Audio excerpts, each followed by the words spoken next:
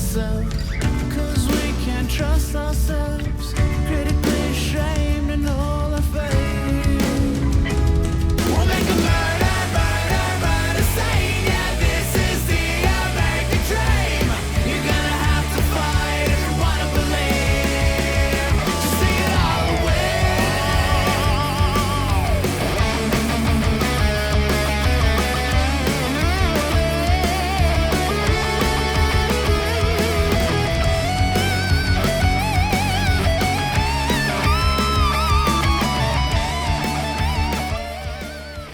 Max, Hey! bienvenue au Frenchcast. C'est bizarre, hein, de changer en français? Ouais, parce que à chaque fois qu'on se parle en anglais, puis là, boum! Mon petit cerveau de TDAH, il a pris 2 secondes à... T'as vu, moi, c'était vite. Oui. Ah, ça change Ouais, vite maintenant. exact. Avant, j'avais des problèmes, mais maintenant, ça change vite. Ouais? Ouais. Mais je peux pas perdre l'accent. J'essaye, puis c'est Ben impossible. pourquoi ça serait plate que tu perds ton accent? Oh, peut-être c'est ça aussi, ça m'aide. Ah non, c'est clair. Non, l'accent fait partie du charme Ah ouais. d'être ici. Voyons donc. Ben, j'ai pas le choix. Je suis trop vieux maintenant, ça se perd pas. Et il faut que tout le monde soit différent, là, fait que t'as trouvé ta différence. C'est juste l'accent. C'est juste... C'est pas mes idées de con. C'est enough. Oui, mais quand t'as un accent, ta marge d'erreur est plus grande, je pense. C'est vrai. J'ai le droit de dire plein de choses, puis peut-être il veut pas dire ça. Ouais, exact. Tandis que moi, quand je dis quelque chose, il va faire, ben, tabarnak, as-tu vraiment dit ça? Il a dit ça. Ouais, c'est ça, il me donne une marge, moi. Ouais. Yo, alors toi, t'es-tu fatigué maintenant parce que tu cours partout, t'es allé en Europe, t'arrêtes pas. Qu'est-ce que tu cours de quoi? T'as peur de qui? Qu'est-ce qui se passe? Du monstre en dessous de mon lit, mais ça, c'est un autre sujet, là. Mais non, ça a juste déboulé. Moi, j'assume. Moi, j'étais en crise de cinquantaine. Ça, je le sais. OK, c'est ça. Ouais. Puis, tu sais, je vais pas avec l'espèce de fucking char de luxe puis la blonde de 25 ans, là, tu sais, c'est... Tu devrais. Ça serait drôle. I've done that before. Ça, c'était ma crise de la quarantaine. Cinquantaine, c'est plus santé, santé, c'est plus... Ben, c'est plus... Je sais que c'est un mot qu'on utilise beaucoup, un peu une quête spirituelle. Tu sais, who the fuck am I? Tu sais, c'est comme... Il y a quelque chose... Tu sais, c'est tout ce que j'ai vécu... Tu sais, de faire un Ironman aux îles Canaries, aller rouler en Utah, tu sais, voir des paysages extraordinaires. C'est comme si c'est comme si les éléments de la Terre te parlaient aussi, tu sais. Aller vivre un camp d'entraînement de baseball à 50 ans, man, avec des petits culs de 18 ans. That was amazing. C'était écœurant, man. Je veux dire, tu sais, c'est comme un rêve devenu réalité. Là, je fais le podcast avec Éric Gagné. Tu sais, j'improvise. Ça, c'est bon. Oui, puis j'ai décidé... Je suis comme parti sur un buzz de c'est drôle, j'avais fait un podcast avec ma fille, puis un de nos invités, dans le temps qu'on le faisait juste pour rire, un de nos invités, ça avait été Howie Mandel. OK. Puis on a fait le podcast en anglais. Et Howie avait dit, moi, c'est rare que, tu sais, je dis oui à tout. Façon de parler, là, tu sais. Ça m'est comme revenu, fait que, tu sais, je me disais, comme là, tu vois, je posais l'aller en France cet automne, c'était compliqué avec le producteur, puis c'était pas clair, puis là, j'étais supposé être là au printemps, ben en juin, puis j'ai fait qu'est-ce que je fais. Puis là, j'ai dit... Je peux avoir un signe de vie. 2 heures après, Michel Grenier, le gérant de Mike, m'appelle, puis je l'avais invité à mon podcast, fait que j'avais dit... il m'appelait, il me disait « Oui, telle date, telle heure, ça fait mon affaire. » Puis il dit « Hey, by the way, t'es-tu en Europe au mois de juin? » Je dis « Pourquoi? » Il dit « Ben, Mike voudrait aller faire sous-écoute en Europe. » J'ai fait « No, I am. » Tu sais, c'était l'élément déclencheur de... Voici mon prétexte pour aller en Europe. Mike fait sous-écoute, il veut que je sois là. Parfait, man, je rencontre Blanche Gardin, tu sais. Puis là, en plus, la semaine avant, j'avais rien. Ça fait longtemps que je voulais faire un marathon en Écosse sur l'île de Skye. Je voulais aller voir l'île de Skye. Écoute, man, si tu veux rencontrer tes vies antérieures, tu t'en vas en Écosse sur l'île de Skye, tu sais. Fait que pense pas. Non? C'est pas pour moi. Je sais, je suis entouré d'athées, tabarnak. Non, c'est pas ça. Moi, j'aime la beauté, j'aime les plages, le ciel bleu. Écosse, c'est trop gris pour moi. Écoute, j'étais là une semaine, il y a plus 20 minutes. Remercions les changements climatiques. OK. L'Écosse, c'est la prochaine, c'est les prochains Bahamas. Mais, tu sais, écoute, les paysages, je parle de paysages, je parle de plages. C'est pas les plages de Cuba puis les plages du Mexique, je veux dire, c'est pas ça, mais c'est un paysage qui te parle, là. Tu sais, ça a été sculpté par les mains de Dieu quasiment, là. Je veux dire, tu sais, c'est les falaises. Tu regardes à l'horizon, tu vois les îles non habitées. Tu sais, se dévoiler une fois que la brume non, j'ai vécu, je t'ai dit, j'ai l'air d'un gars un peu dans une secte, là, mais ouais, c'est un peu freak, mais c'est correct. Mais c'est ça, fait que c'est tu sais, comme là, cet été, j'improvise, il y a une paix qui s'installe dans ma tête aussi, tu sais, je veux juste finir d'écrire le 2e livre, parce que je voulais faire 2 choses en même temps, écrire le prochain show, puis écrire le livre, puis si j'écrivais un, je me sentais mal d'écrire l'autre, fait que j'ai fuck it, asti. Fini le livre, là, c'est ce qui presse anyway. Puis tu vois, cet été, Charlevoix, je vais aller voir du baseball, je vais aller faire une course en Gaspésie. Je veux pas dire urgence de vivre parce que, tu sais, ça a l'air de quelqu'un qui reste 6 mois à vivre, là. Ouais. Mais c'est un peu comme ça que je suis en train de vivre. Je pense. Peut-être qu'il me reste 6 mois à vivre. Êtes-vous au courant de quelque chose? Non, mais regarde les images d'Écosse, man. C'est hallucinant. Ça, c'est hallucinant. Ben, là, c'est un vieux château, mais. Ouais. Oh, ça, c'est nice. Ouais, mais on va trouver. Les falaises. Oh non, mais ça, c'est Glasgow. Glasgow, c'est de la merde. Édimbourg, man. Édimbourg, c'est hallucinant. À un moment donné, on va tomber sur les falaises. Tu sais, déjà, ça commence. Ah non, écoute, c'est. On est. C'est pas. Faut savoir falaise. There you go. T'en avais une coupe de... Fais Isle of Skye. Oh, ça, c'est nice. Ouais, ben c'est ça. Isle of Skye. Isle of Skye, comme île. Ouais. OK. Fait que, je pense qu'il y a aussi... Ah, bon, tu vois, regarde, j'étais exactement là. La falaise que tu vois en haut à droite, puis moi, j'ai peur des hauteurs. Puis j'avais mon cul planté, les 2 pieds dans le vide. Je disais, tu sais, le bout de gazon décidait que je faisais plus partie du décor. Je faisais plus partie du décor. Puis tu vois, en bas, les moutons, c'est tellement beau parce que la plupart des routes sur l'île, c'est une voie. Puis à chaque 200-300 mètres, il y a comme une patch d'asphalte rajoutée à gauche ou à droite en alternance. Fait que tout le monde roule à 20 km/h. Je veux dire, c'est pas des farces, c'est pas une joke. Il y a plus de moutons sur l'île que d'habitants. Ouais. Là, c'était au printemps, fait que c'était plein de mamans avec leurs petits. C'était ah, man, oublie ça, tu sais. Ça a été le marathon, je l'ai couru, man, avec une pure joie, puis du monde super accueillant. Puis après ça, c'est ça, j'étais allé me baigner dans l'océan, puis j'allais sur le bord de la falaise. C'était comme, non. C'est qui court dans ces marathons? C'est-tu des gens comme toi qui vivent des crises dans leur cinquantaine ou c'est des jeunes? C'est quoi? Non, ça va de tous les âges, puis c'est. C'est-tu une compétition ou le monde s'en fout? Il va juste le terminer, le compétition? Il y a de tout, tu sais, je veux dire, honnêtement. Isle of Skye, c'était vraiment un petit marathon, là, tu sais, c'était vraiment le cute, c'était le fun. Alors, c'est juste pour rencontrer le monde, puis vous êtes en santé, puis... C'est la plus belle façon de découvrir un pays, là. T'as-tu fait des amis? Moi, je parle beaucoup avec les gens, mais tu sais, faire des amis, tu sais, comme moi, là, hey, on reste en contact, on s'en parle un moment donné, c'est de la bullshit, là. Ouais. Quelqu'un en Écosse. Ouais. Mais, tu sais, je veux dire, c'est sûr que assis dans un bar, dans un restaurant, oui, tu jases avec le monde, tu sais. Moi, je trouve ça important. Il y avait le même petit café où j'allais déjeuner tous les matins avec une vue, justement, sur la baie de Portree. Portree, c'est la capitale de l'île, puis je veux savoir t'es qui, je veux savoir c'est quoi ton histoire. Moi, j'ai cette curiosité-là quand je voyage. Puis partout, là, je veux dire, je peux aller à Havre-Saint-Pierre puis m'asseoir avec du monde puis poser les mêmes questions, tu sais. Je veux dire, j'ai cette grande curiosité-là, fait que... Puis oui, en fait, c'est drôle parce que même souvent, dans mes événements, plus avant la pandémie, mais ça recommence, mais ma fille ou mon gars, ou même les deux, vont dire « Hey, on veut y aller avec toi parce que l'ambiance, c'est le fun. » Moi, ce que j'aime de l'ambiance d'un triathlon, de marathon, c'est que je suis entouré de gens qui ont plus d'excuses. Ton petit gars, es-tu actif physiquement? Aimes-tu les arts comme toi? Je sais que ta fille faisait une podcast avec toi, mais ton gars, fais-tu les affaires comme toi ou non? Non, William, il est vraiment à part. T'sais, Livia est très artistique. On a eu la série Max et Livia pendant 3 ans, le podcast. Là, hier, justement, depuis un bout, on se fait des meetings business parce qu'on a des projets qui s'en viennent. By the way, tu sais, la première fois que j'ai vu le clip de toi et ta fille faisait le podcast, moi, je savais pas que c'était ta fille, puis j'étais comme, sa blonde est jeune. Puis je me souviens pas, j'étais avec qui, puis quand ça arrive, non, mais elle est jeune parce que c'est sa fille. J'ai dit, OK, parce que j'étais comme, tabarnak, ça t'a-tu rassuré? Non, okay, oui, j'étais comme, tabarnak, elle est jeune. Elle avait 20 ans qu'on a fait le podcast, man. Give me a break, tabarouette. Mais c'est pour ça que j'étais choqué. C'est comme, holy shit. Non. Ça fait très longtemps qu'à pas de 30 ans, je me sens mal. Mais, ouais, alors ton gars, lui, baseball, football. C'est un drôle de personnage parce que, écoute, il se lève à 5 h du matin pour aller jouer au basketball avec ses chums, mais il veut pas jouer au basketball pour l'école. Là, moi et sa mère, on est en train de ah, ça, c'est intéressant. Ouais, mais c'est comme. Il y a une espèce de tag team de. C'est ta passion. Il y a une chose que tu dois faire dans la vie, c'est suivre ta passion. C'est comme le football, moi, je l'avais. Ben, le baseball, c'est venu naturellement. Après ça, quand il est rentré au secondaire, je dis, essaye le football, man. C'est un athlète de fou. T'sais, non, mais je pense qu'il y a moins 8% de gras. Écoute, mon gars, il a 14 ans, il a un 6-pack. Il n'y a pas de gras. Ouais. Il court, il est toujours le plus vite dans... Wide receiver. Exact, c'est exactement ce que j'ai dit. Et là, il dit, je vais attendre le secondaire 2. Pourquoi? Non. J'ai dit, une belle façon d'intégrer le secondaire, c'est de faire partie d'une équipe sportive, puis encore plus le football. T'es dans l'équipe de football, tu ne feras pas écœurer dans le corridor. Ouais, exactement. T'as 40 autres dudes qui vont te protéger, puis tu sais, they got your back. Fait que, puis il est tombé en amour, mais là, le basket, là, je pense que là, ça rentre de genre. Tu sais, puis là, tu vois. Là, il y a une belle histoire derrière, à un moment donné. Tu sais, pour ceux qui savent pas l'histoire, William est arrivé dans ma vie à 6 ans. Tu sais, fait que. Tu sais, moi, j'ai appris son existence quand il avait 5 et demi, 6. C'était comment ça? C'était par un appel? Elle est venue te voir, Non. ça?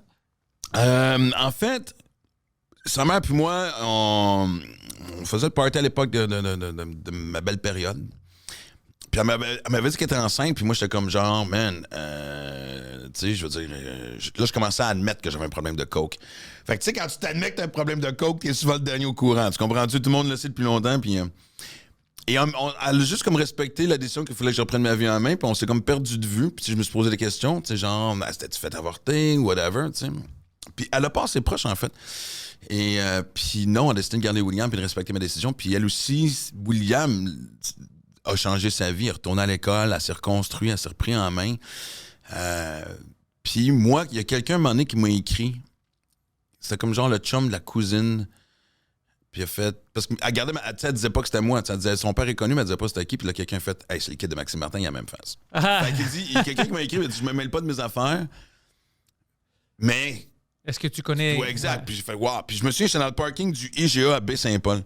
Et, fait que j'ai écrit à Marie-Ève, puis on a repris contact. Tu sais, puis j'ai dit, ben, si tu as suivi un peu ce qui se passe, tu as vu que moi aussi, j'ai repris ma vie en main, puis tu sais, que j'ai combattu mes démons, puis tout. Fait que, petit à petit, ça a été comme ça. Première rencontre, la awkwardness, rentrer Livia là-dedans, tu sais, ça a été... Mais ça s'est quand même fait quand même assez vite. Puis pas longtemps après qu'ils soient rentrés dans nos vies, on sortait la première saison de Maxi Livia. Fait que lui, puis j'avais pas encore dit publiquement que j'avais un fils. Je savais pas comment aborder le sujet. Puis lui, ça le confrontait beaucoup parce que il voyait des affiches de son père et sa sœur partout, Ouais. pendant que lui n'existait pas. T'sais. Puis je me souviens, puis ça avait été... la saison était en onde. La première saison venait d'être en onde. On commençait la deuxième saison, puis... ma fille avait eu tristement le décès de son chum, le cycliste du Mont-Royal, Clément. Je savais pas ça. Ben oui, le cycliste qui est décédé. Je savais pas qu'un cycliste était décédé. Ah oui, mais c'était la grosse affaire en 2017-18. Tu comprends pas? Moi, je suis dans une bulle. Moi, je sais rien. Ben je te l'apprends. Écoute, Qu'est-ce qui est arrivé? Ben, il y a quelqu'un qui a fait un U-turn pendant qu'il lui Oh, c'était une auto. Moi, j'étais prêt à dire c'était une auto. Oh, fuck. Ouais, non, ça a été de toc. Écoute, tu sais, même je me souviens, c'était un peu la guerre, le nerf de la guerre des élections municipales de 2018 entre Coder puis Valérie Plante, avec la promesse de on va faire quelque chose. Quelqu'un a juste frappé Ouais, le ouais, petit aucune gars. accusation, absolument rien, s'en est tiré, esti, fucking une tape ses doigts, merci, bonsoir. Anyway, regarde, je veux pas revenir là-dessus parce que Ouais, c'est mais je sensible. savais pas, mais tabarnak, OK. Fait qu'écoute, là, ma fille, esti, qui perd son chum. Ouais, ça, c'est fou. Exact. Ben, on est toujours resté proche de la famille. Puis l'été d'après, on s'en allait justement chez les parents de Clément qui avaient dans le coin d'Entrelacs, dans les Laurentides. Puis c'était comme on célébrait la fête de la sœur de Clément, Livia aussi. Puis ils sont une couple de kids avec leur fête en même temps. Puis j'y allais avec William. Puis je me souviens juste que William m'a regardé un moment donné et me dit là, il est temps que tu parles de moi. J'ai trouvé ça beau, c'était straight, c'était direct. Puis on arrive là, puis tout le monde est de bonne humeur. Puis même si, oui, il manque Clément, c'est la première fois depuis son décès que c'est un peu plus léger. On a du fun. Clairement, mais... Puis même la mère de ma fille, tout le monde est super proche, elle était venue, puis j'étais avec Héloïse sur une espèce de matelas gonflable en plein milieu du lac, puis elle dit « C'est que je tripe sur ton kid, il est hallucinant. » C'est la première fois qu'ils passaient vraiment du temps ensemble. Elle dit, peux-tu dire que je suis sa belle-mère? J'ai fait, tu peux dire que t'es sa belle-mère? Puis là, je nous ai regardé, puis j'ai fait, man, this is us.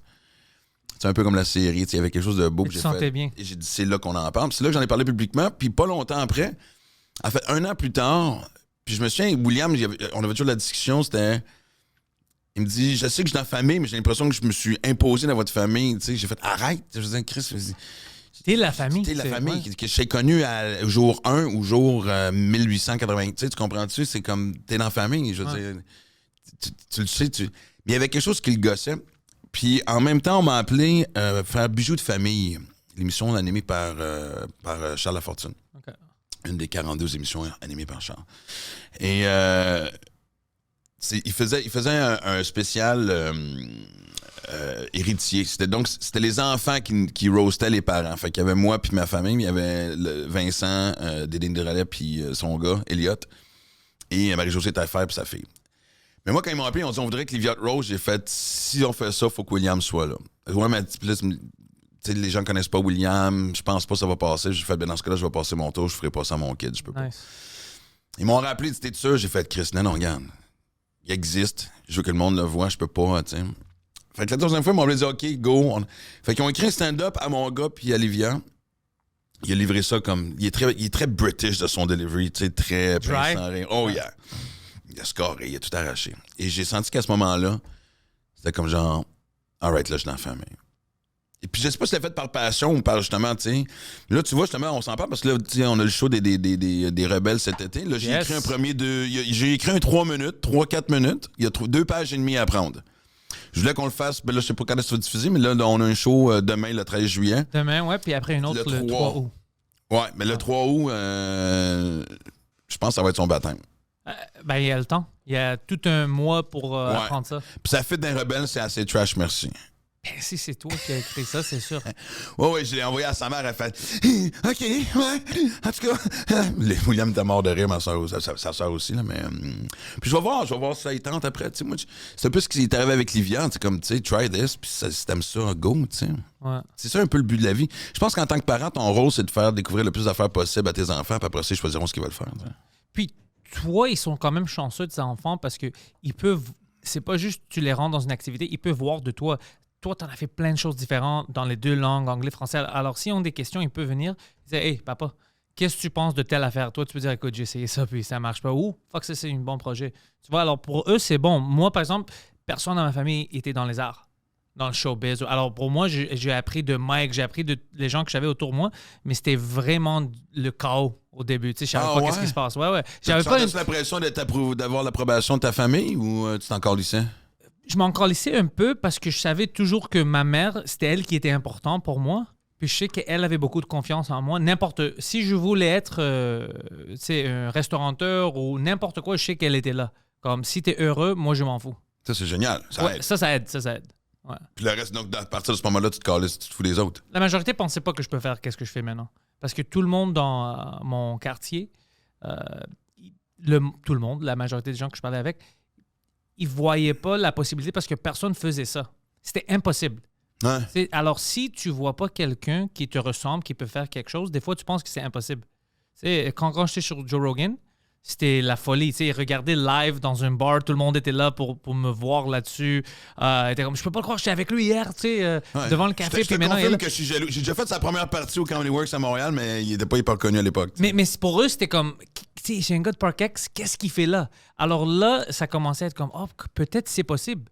Si tu as du talent, tu peux faire plein de choses. Rien ne peut t'arrêter. Mais il y a plein de gens qui pensent que si quelqu'un autour d'eux n'ont pas fait quelque chose, eux, ils ne peuvent jamais accomplir ça. Mais c'est pas vrai du tout. Tu peux toujours faire... Si tu mets un peu d'effort, tu peux accomplir plein de choses. Ben, c'est parce que, tu sais,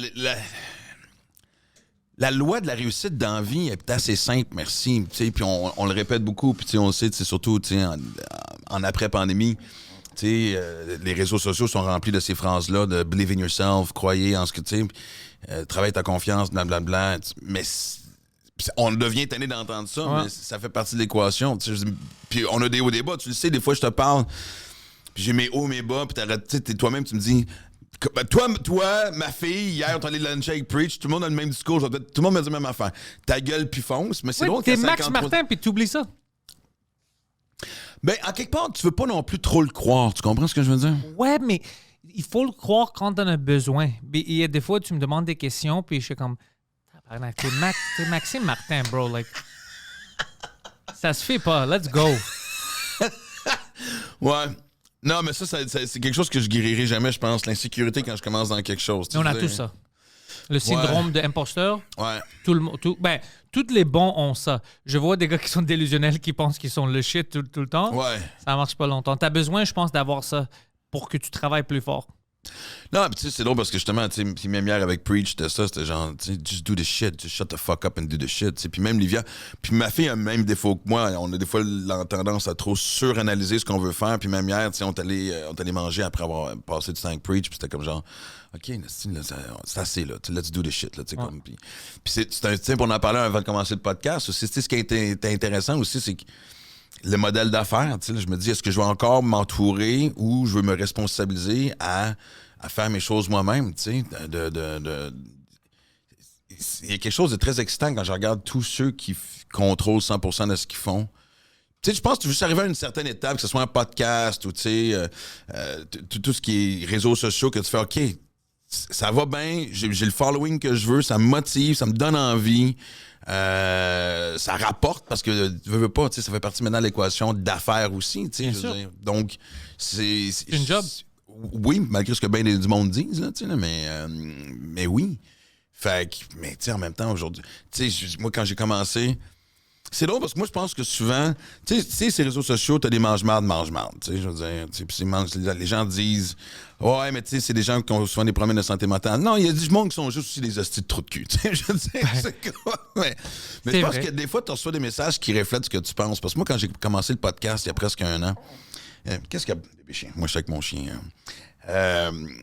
Moi aussi. What up, dog? Dog.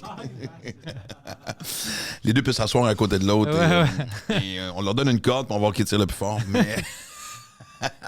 Mais tu sais, c'est longtemps que j'y pensais. Je l'avais fait avec ma fille une couple de fois, tu sais.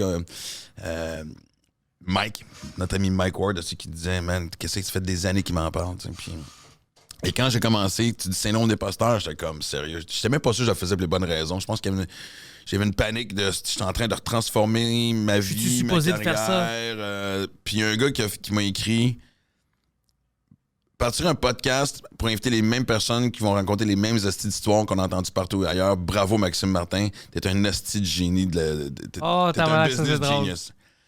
Et calice, mais il avait raison parce que c'est exactement comme ça que je me sentais. Ah ouais, tu faisais juste. J'avais peur, c'était vraiment genre, qu'est-ce que je suis en train de faire, partir un podcast quand il y en a fucking 50 par jour qui commencent? Comment tu trouves une façon d'aller ailleurs et tout? Puis au début, il y avait ce côté-là de je veux rester dans l'œil du public pendant que je travaille, puis pas juste pendant que je travaille, mais tu sais, je niaise pas quand j'étais en crise à 50 ans. C'était comme, qu'est-ce que je veux faire, là, tu sais? J'en ai plus de fait autant dans ma vie que dans ma carrière, qu'est-ce qui me reste à faire. Je veux avoir du fun. Je me suis sorti d'une des pires années de ma vie. Ce qui était numéro 1 sur ma liste, c'est juste retrouver un bonheur, être entouré de gens sains. Ouais. Etc. Fait qu'au début, le podcast, c'était vraiment, OK, ça va être un point d'ancrage pour l'instant. Mais Chris, je suis vite tombé en amour. Puis là, tu vois, je vais commencer la saison 2 cet automne. Et là, j'ai trouvé un angle. Hier, j'ai un meeting avec la gang avec qui je travaille. Fait que c'est ça qui est beau à voir aussi, l'évolution de. Puis ça m'apprend beaucoup à lâcher prise. Puis sincèrement, Chris, que c'est une belle communauté parce que hey, viens faire mon podcast, mon faire le tien. Ouais, c'est fun. Il y a une petite compétition, mais elle est saine. Puis contrairement à ce qu'on peut voir, tu sais, TV, radio, scène, tu sais, je trouve que la communauté est hallucinante. Il y a quelque chose d'organique. Le monde se donne des idées. Je vois pas énormément dans d'autres endroits ou d'autres facettes du showbiz où ce que les gens se donnent des idées comme ça pour le fun, tu sais. Ouais, ça c'est un bon fucking point. Je peux pas penser à ça, mais moi, je reçois plein d'idées d'autres podcasteurs qui me disent hey, tu devais faire ça, tu devais inviter telle personne. Puis habituellement, ils sont sur la coche. Comme j'ai plein d'invités du Frenchcast que je les connaissais pas du tout avant. Puis le monde m'a mentionné hey, tu dois vraiment les inviter. Puis c'était les podcasts les plus fun. Ben oui. Ouais. Ben, tu sais, parce que moi, j'ai pas été avec un plan de match où je m'étais dit. Attends une minute. Je vais lui donner de l'eau, là. On a-tu un bol? On peut trouver. On a-tu un bol? Non, on a le. Get the big cup. The orange one. The sans commentaire one. Or even the Greek cups. You have the Greek cups there. Tout le monde Just a fait un peu. OK. Ouais, merci, les boys. Non, Les gens s'occupent de. Mais. C'est chaud. Tu sais, j'ai l'impression que dans. Tu sais, c'est drôle parce que je me souviens, en plus, quand j'ai. Moi, je travaille avec Chuck Thompson. Oh ouais. Chuck Thompson. Et quand on a tourné notre 20e épisode, il a fait bravo, man. Je fais bravo. Il dit, on fait partie du 1%. Et c'est là que j'ai appris que. Des agresseurs sexuels, c'est ça que Chuck disait? Puis t'es comme Chuck, t'es tout seul, bro. Et quoi? Non, mais il me disait que 1% des podcasts se rendaient à l'épisode 20. Ouais. Là, on est rendu à 30 et tout. Mais tu sais, j'y vais des fois. J'invite du monde à qui j'ai envie de parler, des gens que je trouve inspirants, du monde qui font différence dans ma vie. Tu sais, comme. Mais. Tu sais, vraiment, tu sais, ces temps-ci, je suis sur en mode improvisation. Je regardais sur mon fil Facebook, puis quelqu'un que je suis, c'est Patrick Sénécal, l'auteur. Tu sais. OK. Puis j'avais jamais croisé un de ses statuts. Par pur hasard. Et là, il montre une photo d'où est-ce qu'il est. C'est un super beau paysage. Il dit quel bel endroit pour être inspiré et écrire aujourd'hui. Puis j'ai écrit juste un simple message de bel endroit, je sais pas comment tu fais, moi, quand c'est trop beau, j'ai de la misère à écrire. Je finis par, tu sais, me perdre dans ma tête puis regarder. Et il me répond, puis on s'échange, puis il dit, hey, écris-moi donc en DM. Puis là, je l'ai invité au podcast, puis ça a été, man, Chris, tellement magique. Tu sais, Philippe Fillon écrit, hey, man, ça fait des années qu'on s'était pas parlé. Il me dit, hey, man, ton podcast, c'est dans mes top 3 préférés de l'année, blablabla. Je dis, ben, viens-t'en en podcast, tu sais. Puis là, à un moment donné, là, tout le monde me dit, OK, tu sais, la première année, t'as eu du fun, t'as appris à poser des questions, à avoir un peu plus d'écoute aussi. Là, c'est mon grand défaut. Puis là, l'un des deux, c'est que tu passes à une autre étape. Tu sais, je fais. Et c'est ça que je trouve beau. C'est genre, OK, man, tu construis quelque chose. Puis j'ai l'impression que dans le monde du podcast, ceux qui sont, on va dire, je veux pas dire, comment dire, ceux qui le font pour les vraies raisons, avec une bonne mission, puis qui se tanneront pas justement après le 5e épisode, tu sais, le 1%. J'ai l'impression qu'en même temps, même s'il y a une compétition saine, c'est comme en train de devenir l'armée contre l'ancien établissement. À 100%. T'as raison. Des médias. C'est comme ça que moi je vois ça, puis je trouve ça intéressant d'être dans les tranchées. Tu sais. Puis à cause que c'est vraiment nous on a pris contrôle, parce que sans les artistes, il n'y en a pas des shows sur Radio Cannes, c'est les artistes qui font ça. Alors, dès que nous, on commence de prendre charge, eux, ils perdent un peu le contrôle. Là, on peut négocier. Tu vois, parce que nous, on a les oreilles, on a les yeux du monde, du public. C'est pas eux. Puis eux, ils commencent à apprendre ça. Puis ils sont un peu fâchés. Il y a encore des mouvements. Ils deviennent des fois un peu agressifs. Je pense qu'ils sont fâchés contre eux autres, en général. C'est leur faute. Ben, Chris, ça fait des années que ça s'en vient puis que ça se sent. Mais tu sais, je veux dire, la télévision, les médias en général, c'est très humain aussi en même temps. Je veux dire, c'est rare qu'on anticipe. On est plutôt en réaction toujours, tu sais. Je veux dire, l'environnement est un bon exemple, là, tu sais.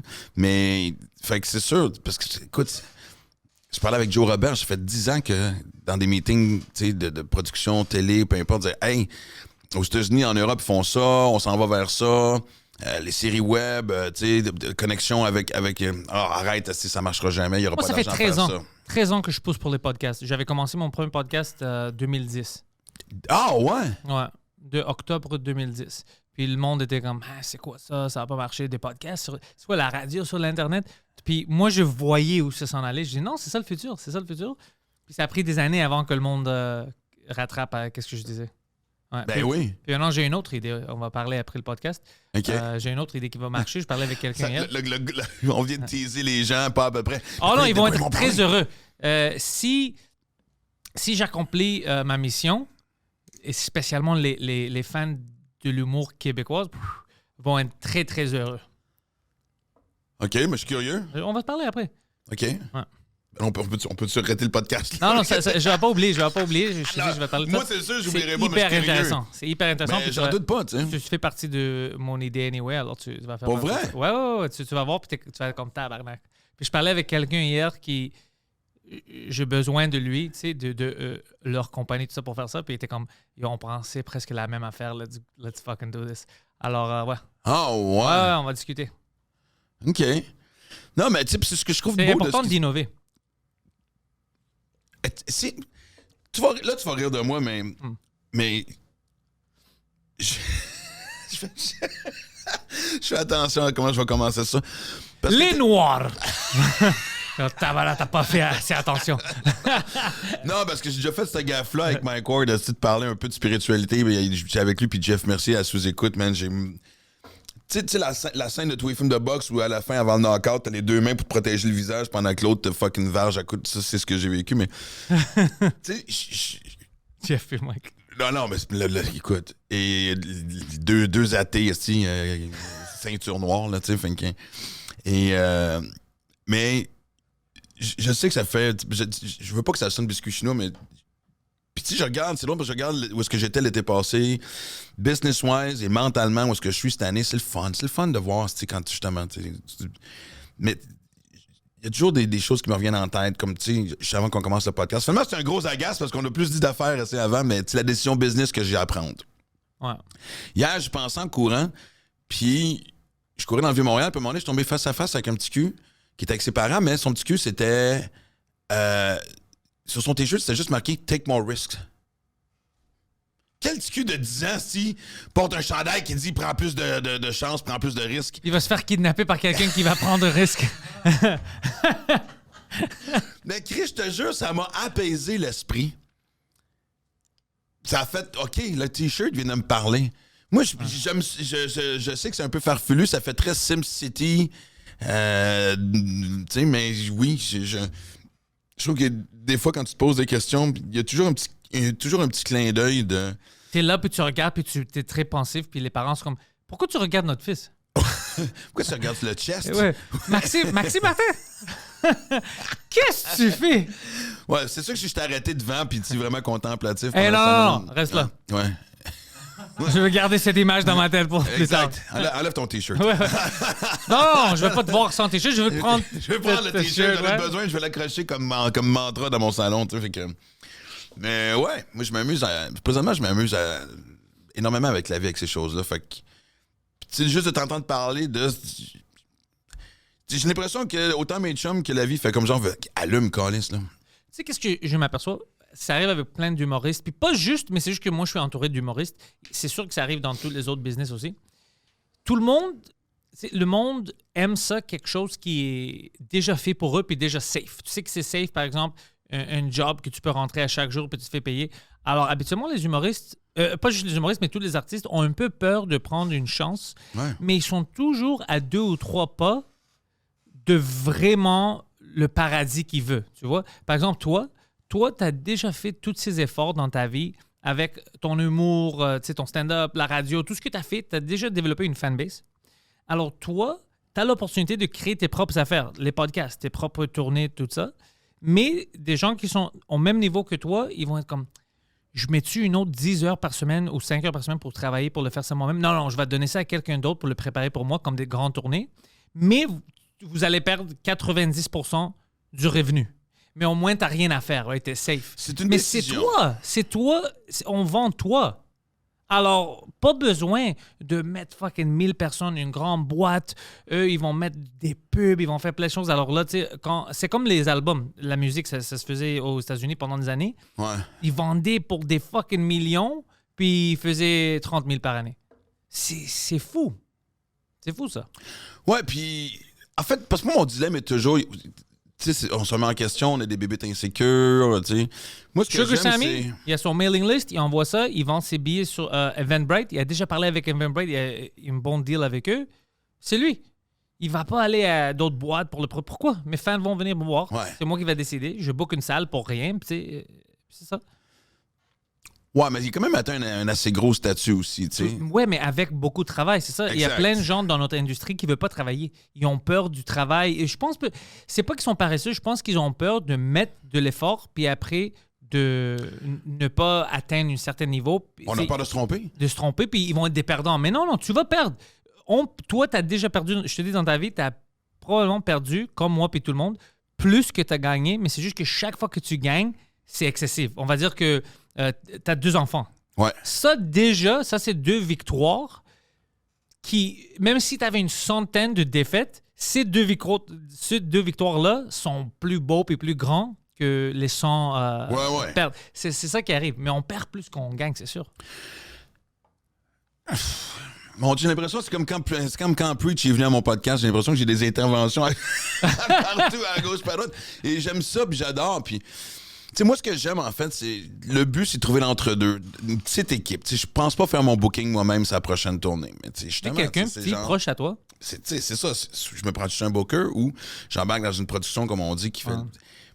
Tu sais, il y a une division de... Tu sais, des fois, tu te sens seul sur ton île, puis des fois, c'est le fun de faire partie d'une famille, entre guillemets, tu sais, parce qu'une production, souvent... C'est toujours fun de faire partie. Exactement. Fait que- mais, comme tu dis... Parce que moi, j'aime ça quand je peux juste m'occuper... J'aime ça quand ma seule job, c'est de créer. Comme là, tu vois, je veux dire, j'ai engagé quelqu'un qui m'aide à prendre à publier les extraits du podcast. Ouais. Tu sais, des affaires de même, parce que ça me tente pas de faire ça. Bien sûr. Hein. Tu sais, fait qu'il y a quand même des choses qui sont le fun à déléguer. À KO, est-ce qu'ils produisent tout ça puis ils te donnent le produit Non. final? Moi, à KO, je fais juste louer l'espace. OK, c'est ça. Tu sais, c'est comme je te dis, tu sais, je paye Chuck, je paye Marie-Ève Châteauneuf, qui a travaillé avec Sexe Oral, puis avec, même je pense qu'avec Couple Ouvert, c'est elle qui s'occupe. Puis, tu sais, justement, on a soupé tout le monde cette semaine avec Maude aussi, qui est comme mon bras droit. Tu c'est la première fois que tout le monde se voyait autour de la même table. C'est genre, OK, c'est là qu'il y a eu cette espèce de, OK, c'est quoi le plan d'affaires pour la deuxième saison pour continuer de grandir? Tu sais, je trouve ça intéressant. Comme là, cet été, on fait pas on a tapé plein d'épisodes pour travailler. Tu sais, j'ai un Patreon qui existe, mais je pense que j'ai 3 personnes dessus, mais je l'ai pas encore plugué. Mais j'attendais de le rendre intéressant et sexy. Puis là, cet été, ça me permet de travailler là-dessus pour arriver cet automne, puis bang, le Patreon, plus le bonus de ci, ça. Veux-tu que je te donne some insider knowledge sur Patreon? S'il vous plaît. Il se prépare maintenant, ça c'est une autre avenue opportunité pour toi, il prépare maintenant des forfaits. Tu sais, maintenant tu payes par mois puis tu reçois qu'est-ce que tu leur donnes, tu sais, si tu es un Patreon. Ils vont avoir la possibilité de charger, si tu veux, tu peux vendre des one-off, des choses physiques ou digitales, numériques. Alors, si tu veux, tu peux enregistrer une special puis tu peux le vendre directement à tes Patreons. Puis si même quelqu'un n'est pas abonné à ton Patreon, il peut aller, puis OK, 3 pièces, ça coûte pour son special. Je peux acheter juste son special. Je n'ai pas besoin de m'abonner à chaque mois. Alors là, imagine que tu as une centaine de Patreons, 1000 Patreons, it doesn't matter, ou tu en as 0, mais tu as des fans. Tu peux le vendre directement à eux. Ton heure, une podcast spécial, tu peux le vendre à 2 pièces, mais pour n'importe quoi, ou des T-shirts. Tu peux le vendre directement puis après l'envoyer. Et ça va te donner plein d'options puis ça va sortir dans les prochains 2 mois, je pense, toutes ces features-là. Ah ouais, mais c'est parfait parce que tu vois, nous autres, on a tapé beaucoup d'épisodes en juin pour sortir en septembre parce qu'il y a aussi dans le Patreon quelque chose que je veux appeler la tribu à Max qui est pour vraiment les crinqués qui sont des fans, mais tu sais, ceux qui ont des passions comme moi, parce qu'on peut explorer plus, justement, tu sais, l'entraînement, la nutrition, puis oui, le côté un peu plus spirituel. Tu sais, j'ai parlé avec une fille qui est une cartomancienne qui est devenue une amie qui s'appelle Cynthia Rose. On parlait pas... Cool name. Yeah, I know. Puis, on parlait justement, tu sais, elle est très hindouisme, tu sais. Puis, on parle pas de religion classique, là, c'est pas une secte, tu sais, mais tu sais, comme, moi, j'ai commencé à lire plus sur les philosophies, tu sais, le stoïcisme, tu sais, c'est ces façons différentes de penser que je trouve hyper intéressantes, tu sais, dans cette quête-là. Fait que je trouve ça le fun de voir... Puis de faire ça dans un... J'appelle pas ça un club privé, mais un peu, là, tu sais, genre, moi, ce que je... Tu sais, j'ai le forfait, évidemment, accès au podcast. Puis ça, c'est un petit apport parce que, justement, tu sais, là, je suis en train de sortir le livre, faire des rendez-vous. Tu sais, je vais avoir l'intimité avec les gens, comme genre, hey, vendredi ou, je sais pas, dimanche, je vais vous lire 5-6 pages de mon livre, je vais avoir votre feedback. Hey, j'ai un nouveau 5 minutes avant que j'aille le faire au bordel, moi, vous le lire sur, tu sais. C'est quelque chose que je veux faire pour avoir... Tu sais, on a tendance à avoir souvent le côté négatif des réseaux sociaux parce que l'être humain focus sur... Tu le sais, je t'apprends rien. Là, t'as 100 messages qui disent « Hey, Pantelis, you're a fucking amazing guy. » Puis il y en a un qui dit « T'es un esti d'épais. » Pourquoi? Ouais, exact. C'est une épais. C'est lui qui va te rester dans la tête. On est mal fait pour ça. T'sais. Fait que c'est pour ça aussi d'avoir ce côté-là où on peut juste être dans un monde un peu plus simple et d'être entouré. Moi, c'est ça que j'aime parce que... Honnêtement, je l'ai dit l'année passée, ça a été une crise d'année difficile. Puis je me suis pris en main, je suis retourné consulter, j'ai ma fille, l'amour des gens proches de moi, mais les beaux messages que je recevais sur Facebook, Instagram, peu importe, Chris aussi, ça m'a fait du bien. Puis c'est ça je trouve qu'on a tendance malheureusement à prendre pour acquis. On voit juste la marde de monter à la surface, mais il y a tellement de belles choses qui se passent aussi, il y a tellement de belles histoires. Il y a juste TikTok tant qu'à moi qui est vraiment... c'est un mal nécessaire, si tu me le demandes, là, mais... Tu le veux pas? Tu l'aimes pas? Ben, c'est peut-être parce que mon algorithme... Mais j'ai jamais vu autant de haine et de commentaires gratuits et juste... Ah ouais, hein? Je vois... Moi, j'ai ma page TikTok, puis des fois, je vais uploader quelque chose, mais je regarde pas les commentaires. Je upload, puis j'oublie que j'ai TikTok. Alors... Peut-être j'ai plein de commentaires qui me disent d'aller me faire foutre, mais je n'ai pas regardé. Ouais, ben en fait, c'est long parce qu'encore hier, c'est long, j'avais la même discussion avec Preach, puis il dit non, t'arrêtes d'aller. Parce que un moment donné, j'avais fait quelque chose. J'ai reçu Joey Duval au podcast, puis il gagne sa vie en étant influenceur, blablabla. Puis là, les gens commentaient, c'est pas une vraie job, puis là, quelqu'un. Parce que je parlais de ma fille, qui ça fait partie aussi de sa vie d'être. Puis quelqu'un a ramassé ma fille, puis l'autre disait, ouais, de toute façon, elle a tout eu dans la vie parce que c'est son père qui a ouvert les portes. Puis j'ai fait, mais c'est beau, ça.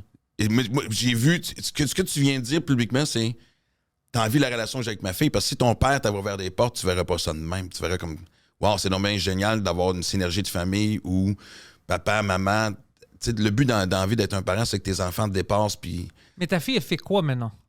Elle fait un peu de tout. Évidemment, elle était comédienne quand on a eu les 3 années de Max Olivia. Pendant la pandémie, elle est talentueuse. Elle a des talents. Tu vois, elle chante, okay, elle danse, man. Exact. Puis là, elle fait beaucoup de trucs de... Qu'est-ce que tu l'as vu, ma fille, là? Tu veux dire... Je me rappelle pas de qu'est-ce qu'elle a l'air, mais je me souviens que la première fois que je l'ai vue, j'ai dit « fuck, sa blonde est jeune ». Exactement. Je me souviens qu'elle était jeune. Fait que, tu sais, être très dans la création, là, comme je te dis, on travaille sur des projets ensemble, mais oui, tu sais, être aussi influenceur, tu sais. Mais écoute, ça l'a amené à faire des voyages à Hawaï, dans la Californie, le tour du sud-ouest américain, tu sais. Ça aussi, ça y apporte une belle vie, tu sais, c'est pas Elle juste... est-tu bilingue? Oui. Ah, OK, alors elle a plein, Ouais. de portes ouvertes pour elle. Ouais. Mais là, ça fait partie des plans aussi, tu sais, je veux dire. Tu vois, j'ai recommencé à jouer en anglais, là, j'ai mis ça de côté cette année parce que je travaillais des affaires, mais moi la pandémie m'a rendu claustrophobe. Puis tu sais, le Québec, c'est pas petit, là, je veux dire, tu sais, la France, ça rentre 6 fois dans le Québec, je pense, on a fait de même. Ouais. Puis tu sais, c'est immense le Québec, mais à la fin de la pandémie, je me sentais en train d'étouffer. Tu sais, c'est le fun Gatineau, puis c'est le fun Gaspé, mais Chris, à un moment donné, tu veux, il y a un monde à découvrir, puis et ouais, j'ai comme envie de mettre un peu d'ingrédients anglophones dans...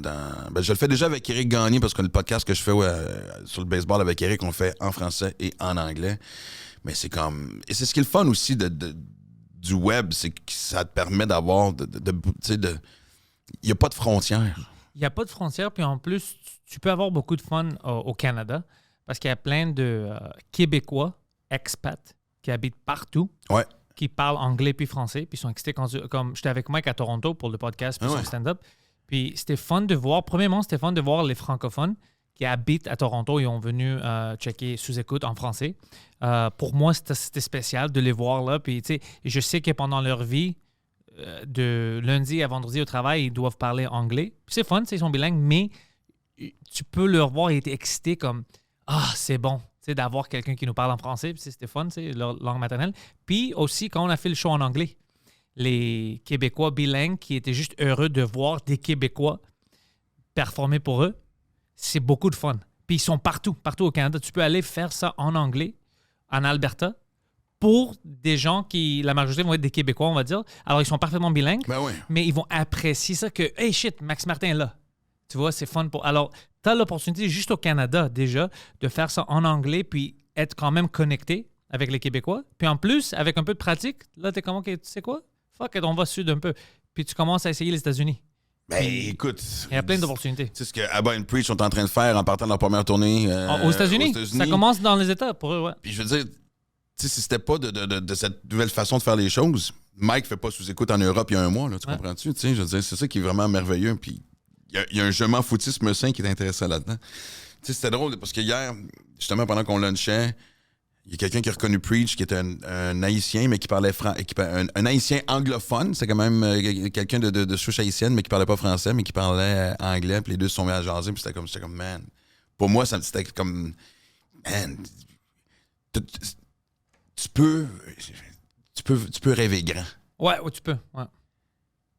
Faut juste que tu le fasses. Là, je suis en train de me parler. Non, mais c'est fun Je fais maintenant. ma propre intervention maintenant, là, tu sais. Moi, maintenant, on vit dans le meilleur temps pour les gens qui veulent se divertir ou n'importe... Parce que l'accès est vraiment facile. Tout est accessible avec l'Internet puis tout ça. Tu as plein de podcasts, tu as plein de vidéos. On oublie même, nous, les humoristes, si tu as besoin de n'importe quoi, tu peux le trouver maintenant. Ouais. Alors, c'est juste à nous, les gens qui créent des choses, de mettre de l'effort, innover, puis trouver une bonne niche. Parce que moi, je veux pas les yeux et les oreilles de tout le monde. Moi, je veux le niche qui aime qu'est-ce que je fais, puis j'aime ça connecter avec eux, puis je travaille dans ça, j'aime ça. Tu sais, les gens qui ils apprécient qu'est-ce que tu fais, puis tes jokes sont pour eux. Ils comprennent ce que tu veux dire, ils n'arrêtent pas au premier degré, puis essayent de lire trop, tu vois, ils savent qu'est-ce qu'on fait. C'est vraiment avec eux que tu peux vivre. Ouais. Tu vois? Moi, je veux pas gagner je veux pas gagner l'amour des gens qui vont me détester ou qui m'aiment pas déjà. Je m'en fous. C'est génial. C'est la première chose que tout le monde qui rentre dans le show business, peu importe que ce soit de l'humour, de la musique ou peu importe. Moi, j'aurais aimé ça comprendre ça plus vite. Moi, là, ma vingtaine, ma trentaine... Tu voulais plaire à tout le monde, faire plaire exactement, à tout le monde. mais tu sais, je veux dire... Jusqu'à temps que Mike éclate, tu sais, j'étais le seul mouton noir dans le paysage, là, tu sais. Je veux dire, moi, ma génération, c'était Mascotte, Morancy, Anctil, Mario Jean, Lise Dion. C'était quand même assez clean et safe comme humour, là. Et à travers ça, t'as un Maxime Martin, puis j'étais tout seul, fait que j'avais pas de corpo comme tout le monde, tu sais. Je veux dire, pendant que les autres qui gagnaient des centaines de milliers de dollars, mais j'étais encore à 30 000 par année pour prendre le métro, tu sais. Fait que c'était confrontant. Après ça, Mike est arrivé, ça comme, tu sais, mais... et tu comprends pas. Et comme j'ai dit, c'est pas comme aujourd'hui, ce que tu peux te créer ta niche puis faire comme genre fuck off, j'allais mon following, je veux dire, tu l'as, t'as des chiffres, t'as des chiffres sur Instagram, t'as des chiffres sur Facebook, mais à l'époque, tu le sais pas, on parle de ça des années 90, fait que toi aussi, tu veux vendre des billets, fait que c'était toujours... Puis chaque producteur que j'avais me disait aussi même affaire, faut trouver une façon de faire le pont pour que tu passes plus, que les gens aient pas juste cette image-là d'un gars vulgaire, parce que, je l'ai toujours dit, au Québec, maintenant pas juste au Québec, partout, mais Bill Hicks, qui est mon idole, moi, je me suis toujours considéré un disciple de Bill Hicks, était exactement le même. Je pense qu'il y avait un humour, tout le monde le sait, c'est un humour hyper brillant, hyper intelligent, mais qui est aussi très trash et très, par moments, vulgaire. Puis très confrontationnel. Exact. Mais ça, confronté. Mais c'était, ben oui. Fait que moi, je me suis, comme je l'ai dit,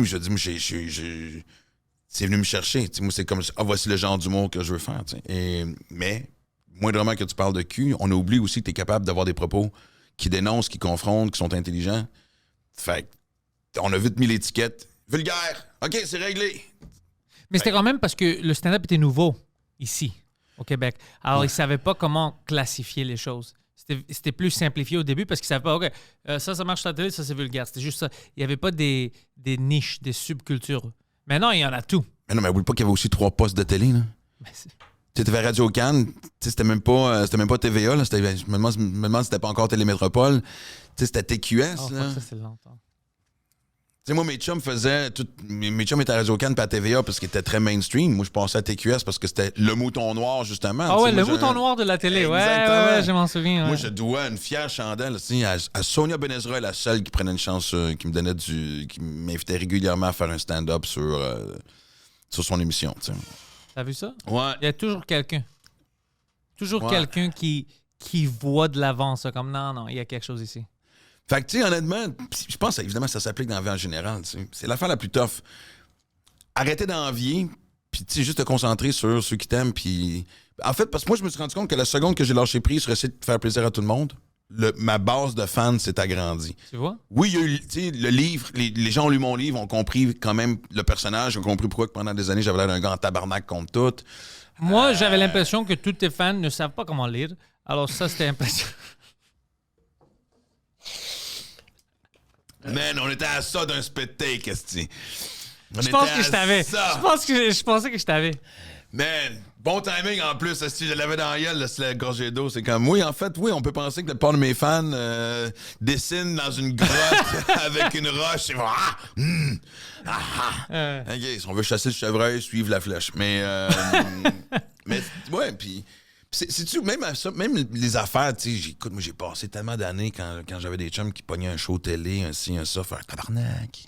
Tu sais, hypocritement dire, hey, je suis content pour toi, mais c'était fucking bullshit. Ah, t'étais fâché? Mais j'étais jaloux, j'étais insécure, puis j'étais. Tu penses, ben, puis maintenant, je m'en fous, tu sais, dans le sens. Ça change rien pour toi. Tout le monde. Si quelqu'un gagne, ça veut pas dire que toi, tu perds. C'est pas une vraie compétition. Quelqu'un va pas dire, yo, moi j'ai déjà acheté un billet pour Mike Ward, je peux pas aller voir Max Martin. ça marche pas comme ça. Ouais, mais ça prend du temps. Moi, je pense que Mike a marqué ça sur ses billets. Si vous êtes à mon show. Oh, j'ai dû passer le broche aussi. Okay. C'est le concours de spit take. Tu vois, si tu t'achètes un billet, t'as pas le droit d'aller voir Max. Ouais, spécifiquement, juste toi. Tu sais, ça, c'est du bon marketing. Faut que tu choisisses ton humour trash. Tu peux pas coucher avec tous les trashers. C'est soit Mike, GF, Mariana, moi. Ça, c'est du bon marketing. Comme sur les billets, si c'était quelque chose de drôle comme ça, puis tu donnes les dates de l'autre humoriste, puis ils sont comme, ah, c'est drôle, ok, je vais acheter des billets pour lui aussi. Ça, c'est du bon marketing. Ça, c'est des choses drôles puis innovatives. J'aime ça. C'est là, c'est quelque chose que je voyais en France, que j'ai jamais vu au Québec. À la fin d'un show, souvent, c'est genre... hey, j'ai aussi mon chum qui joue pas loin d'ici, j'encourage à aller le voir. Il y avait de l'auto-promo. Il y en a moins maintenant parce que les autres ici sont rendus tellement nombreux que là, la compétition est comme devenue pas malsaine, mais tout le monde tire la couverture de son bord. Là. Mais je me souviens, moi, quand j'étais là en 2007-2008, hey, si vous voulez voir, merci d'avoir été ce soir. Moi, je suis allé voir tel show. J'ai vraiment ri. Il y avait cette espèce de petit truc-là. J'aime ça. Communautaire aussi qui était bien le fun, mais maintenant, c'est comme un peu partout à Christmas. Je veux dire, il y a tellement de clubs maintenant, il y a tellement d'humoristes, il y a tellement... Mais ça arrive, tu sais, au bordel, par exemple, des fois, moi, je parle pas de ça, mais je rentre sur la scène. Quand je sors, Tu sais, l'MC, l'animateur, va dire Hey, si vous avez aimé Pantera, il fait son show, Ouais. Les Rebelles, telle date. Alors, puis, je suis comme fuck. Tu sais, il s'est informé de qu'est-ce que je fais, puis il va juste le Ok, plugger. c'est même pas toi qui l'as dit. Non, c'est pour ça que je te dis, je trouve ça Wow. cool. Puis après, je vois, tu sais, Simon Boisvert fait ça, Nick O'Day, il fait ça. Puis c'est drôle de voir ça, c'est cool parce qu'ils font leur recherche, puis après, ils vont plugger tes shows. C'est fucking gentil. ça. Ouais.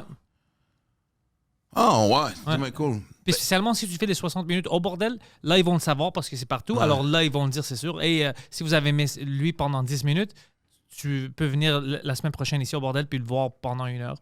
C'est cool. Ben, tu vois, parce que moi, évidemment, pendant la pandémie, j'ai jamais réussi à rien écrire comme 95% des humoristes. Ouais. Chapeau à ceux qui ont réussi. Quand on a commencé à se déconfiner, tu sais, moi, c'est rare que je vais aller dans un comedy club de Montréal ou même maintenant de Québec, parce que même Québec, il y a des belles soirées maintenant aussi. Mhm. Faire du stock de mon show qui fonctionne déjà, là, tu sais, je veux dire. Non, j'ai l'impression pas que je triche le public, mais parce que je pourrais m'en servir juste pour dire, parce qu'évidemment, on s'est ennuyé de la scène. La pandémie nous a, tu sais, la pandémie, pour la plupart de ceux qui pratiquent le métier, t'a fait réaliser à quel point.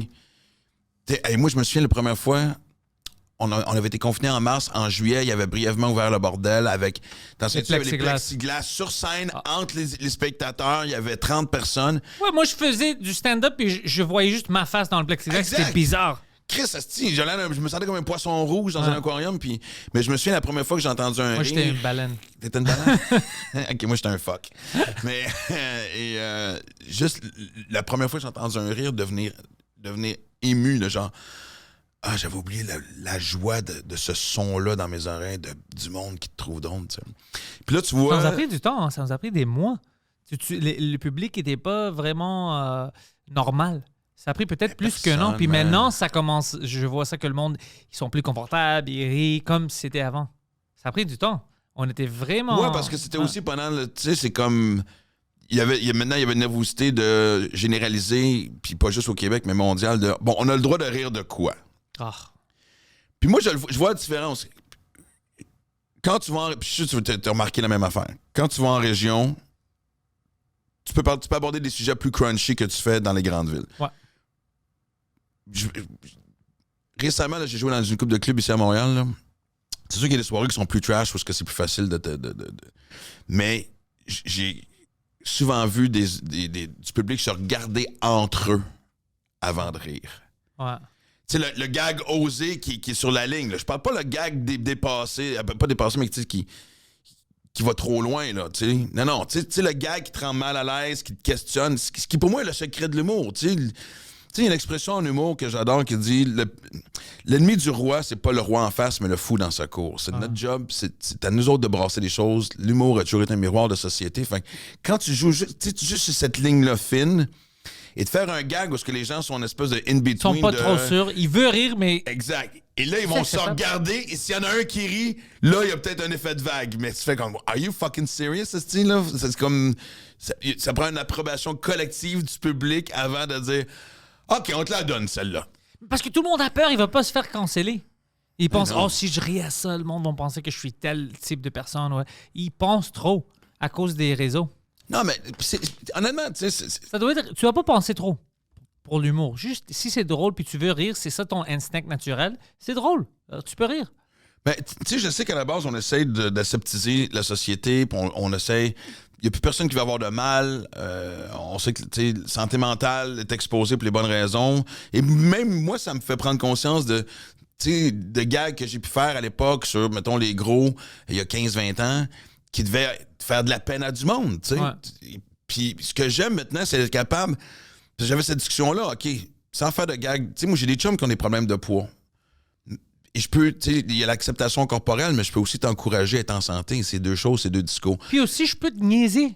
Je peux buster tes balls, c'est ça la vie. Ouais, ben, c'est ce que je m'en allais dire, c'est qu'il faut aussi, tu sais, réaliser que, tu sais, même dans le village des Schtroumpfs, il y a Gargamel, esti, Ouais. tu sais. Fait il n'y a pas d'endroit nulle part dans le monde où ce que tu te t'auras pas un bobo psychologique ou physique, c'est ça la vie.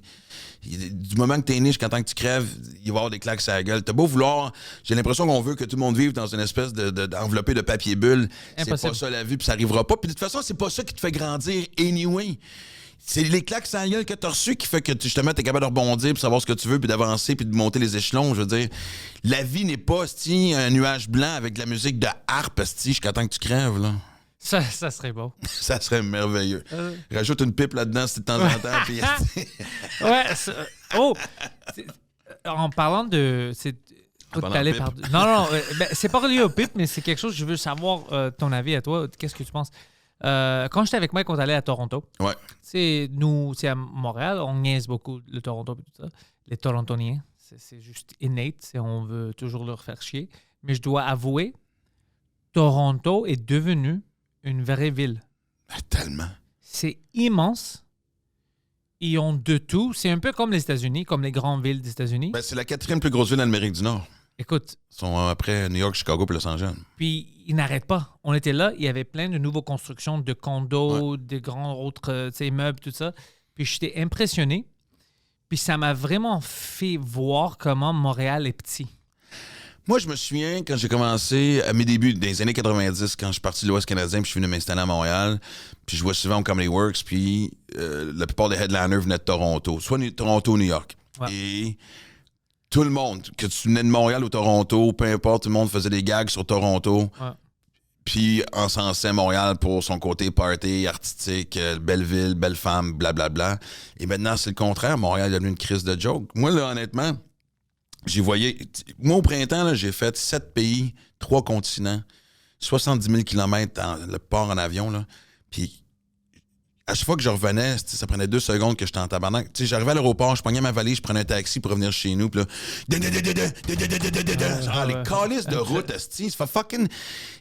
Je trouve ça triste pour... Tu sais, dans le temps de Jean Drapeau, des années 60-70, tu sais, amener l'Expo 67, ça ne veut plus rien dire, l'Expo 67, mais à l'époque, Mais dans c'était le temps, big. Tu sais, le métro, la création de la ronde, qui était, tu sais, les expos de Montréal amenaient une équipe du baseball majeur ici. What the Les fuck, lumières ça? partout au Québec, allumer toutes les routes. Et là, on n'a plus ça. On a comme abandonné, tu sais, à la corruption. On a abandonné la... Tu sais, moi, maintenant, je dis, C'est Montréal... Gotham City. Ben, c'est là où les bonnes idées viennent mourir. C'est là... Tu sais, je vais donner un exemple bien vite. Tu parlais de Toronto. Toronto, il y a tellement d'endroits. C'est sur le bord de l'eau que tu peux te baigner dans Toronto. Je veux dire, tu sais, moi, j'ai envie Montréal. L'aéroport Billy Bishop Ouais. est au centre-ville. Moi puis Mike, on atterrit, puis t'es comme... Mais ça, c'est bizarre. On sort, puis on est dans le centre-ville. Ouais. Ah, comme Ben, moi, c'est pas sur une île, c'est sur une île, je pense. Sur une île. Puis Ouais. c'est ça, tu traverses, puis t'es au centre-ville. Le Scotiabank Arena, puis tout ça, Ouais. c'est juste à côté. Là, c'est Rogers Center, puis C'est tout. fou. Puis, ah non, puis moi, tu sais, j'ai été une couple de fois pour, tu sais, soit faire des spectacles ou justement, tu sais, aller voir du sport. Puis Chris, ça vibre Toronto, Ouais, c'est ça vibre. vivant. Tu cours sur le bord de l'eau. Tu sais, moi, j'habite dans le Vieux-Montréal. L'eau est là. Il y a un triathlon dans le Vieux-Montréal qui s'appelle, qui fait partie, c'est un des événements qui est dans le palmarès pour les championnats du monde. Ça s'appelle la Coupe Copley. C'est un de mes chums, Patrice Brunet, qui organise ça. Fait que, tu sais, le dimanche matin, t'as les amateurs comme moi qui... Puis d'après-midi, c'est les pros. Et la partie natation se fait dans le bassin, dans le coin du Bota-Bota. Ça se passe dans le Vieux-Montréal, tu sais, au bout du quai. Puis l'eau est brune, elle a de l'air sale, mais c'est parce que c'est très boueux. C'est vraiment juste parce que, tu sais, c'est le sol, c'est le fond qui fait que ça... Elle n'est pas toujours propre, mais tu sais, en général, plus souvent qu'on pense, puis la qualité est bonne. Fait que là, je dis, Chris, man... Puis j'étais à côté du canal Lachine, il y a tellement d'endroits, il y a tellement de bassins où imagine si les enfants puis les familles, un petit pique-nique, ouais, mettre à bouée, laisse les enfants nager, qu'il y a des lifeguards. Il y a un bout qui appartient au fédéral, l'autre qui appartient à l'île de Montréal, l'autre c'est provincial. Tu fais comme tabarnak, on peut-tu arrêter le tout enculage de tout? Puis on peut-tu... Je suis dans une ville où j'ai de l'eau d'en face, puis on peut-tu ramener... Il y a tellement d'endroits où j'ai vu des initiatives... Justement, Vienne en Autriche, c'est un exemple où les autres, sur 20 km, ont protégé leur eau. Tout ce que tu vois sur le bord, c'est des familles qui s'amusent. T'entends le rire, t'entends la joie. Tabarnak, on peut-tu créer de la joie? Tu rentres à Montréal, dès que tu traverses le pont, t'es en tabarnak. Ouais. 10 ans pour réparer un tunnel. Faut que tu... Non. Puis nous, ce que je trouve dommage, les Québécois, c'est qu'on accepte. Mais on a-tu le choix? Tu sais, je veux dire... On accepte qu'ils nous disent que c'est impossible, ça se fait pas, pendant qu'ils détruisent la ville. Puis ils disent toujours, non, on ne détruit pas, on crée. Mais toutes les choses qui... Comme, t'as vu le nouveau Welcome Bonjour sign de Valérie Plante, ça coûtait combien, Poseidon? 500 000. Combien? 500 000. Arrête. Ouais. Le cock ring, là, en plein dans Ouais. Montréal, là? Non, pas le cock ring. Le bonjour, 500 000? Parce que le cock ring aussi, ça a été 500 000. Mais Non, non. ça a été quelques millions, ça. Mais cock ring, non, c'était quelques les millions, gars. Ouais. Ouais, 495 000, which was non-repayable. ouais. What the fuck? OK, Là, ça, c'est si plus on que... fait aussi OK, le- ça, c'est dégueulasse. Non, man. puis, m'a donné un autre exemple aussi que je trouve un peu décevant, c'est quand je suis allé aux États-Unis, en Arizona, j'applique ça au baseball, mais même j'avais été l'année passée en Finlande, fait 5 millions pour un fucking cock ring. Sérieux, ta petite calice? Tu me fucking niaises, man. Mais ça pèse 23 000 kg.